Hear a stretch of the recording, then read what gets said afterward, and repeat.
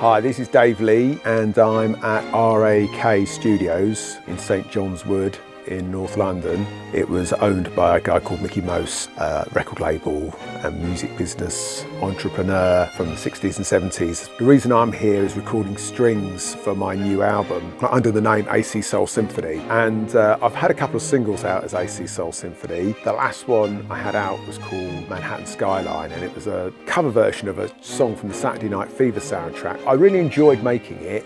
I thought, you know what, I could make an album of this sort of music.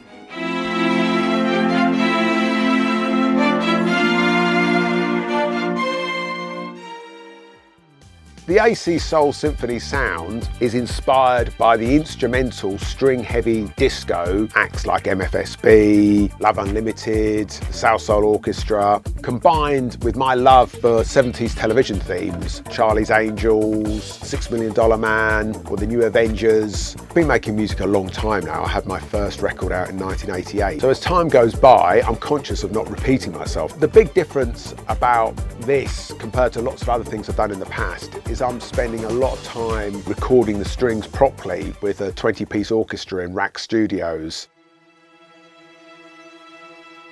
When the strings are really up front, I think you really need real strings. And not just real strings, you need at least 12 players. For today's session, I had 20 players. There's certain things which you can't do on MIDI strings, the bends, scoops and things like that. When I say MIDI strings, I mean strings from the computer. I just wanted to, for once, I thought I'm going to indulge myself. I'm going to spend a lot of money on getting these strings the way I want them to be, because I'm a bit of a purist when it comes to strings. There's some things you just can't do unless you actually have 12 to 30 people in a room playing together.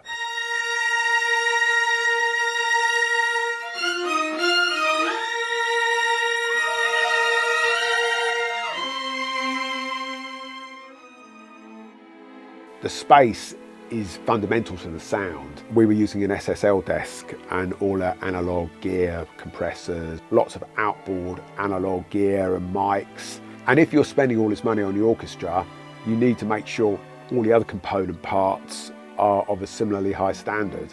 I tried doing this by just overdubbing a couple of violin players over the MIDI strings, and I tried doing it remotely, but it just didn't sound good enough. So I thought I'm gonna have to bite the bullet and record this properly. The process for that, contacting a guy who's a fixer, and he'll put together whatever you want. I was a little bit stressed out. The night before this session happened, I was getting into bed and I'm thinking in 24 hours time, I'm going to know how the session went and if it's good enough. We were getting as much as we could out of them in one day. You can only record, I think it's 38 minutes of music in 8 hours. So you have to really be concise so you don't repeat anything. Even if you're going to use that riff 15 times in the track, so just play it once. 8 songs like that where you've just condensed it into 1.5 minutes, even though the track might be 6 minutes long.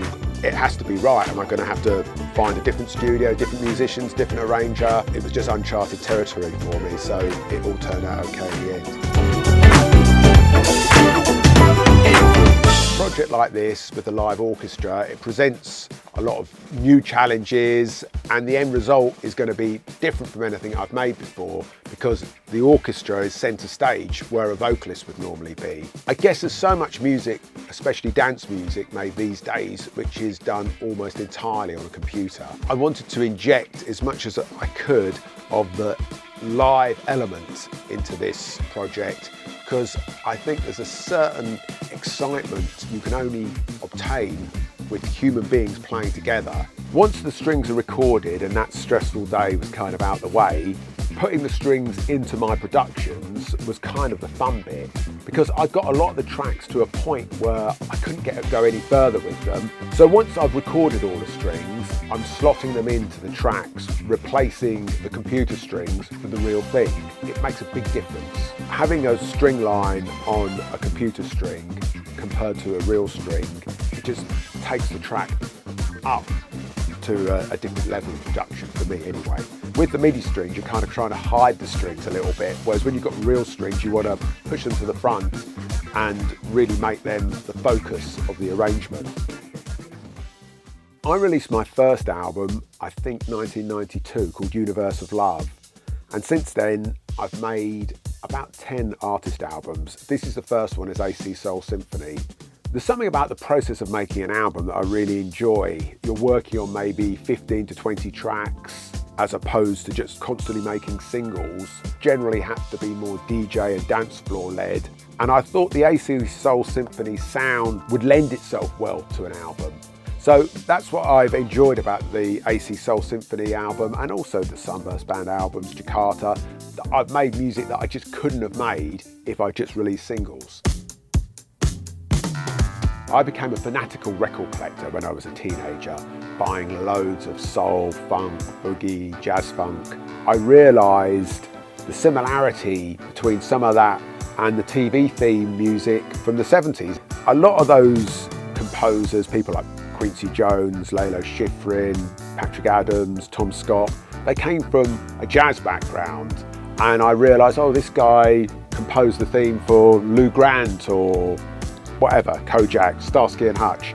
My approach when I'm doing something like the $6 Million Man or the New Avengers is to make that version of the TV theme that I wish I'd found as a record collector when I come across this album in a second-hand shop in Toronto and I put the needle on the record. This is what I want it to sound like. I want this long jazz funky version with lots of solos that gets rid of the bits which I didn't like and has more of the bits I loved.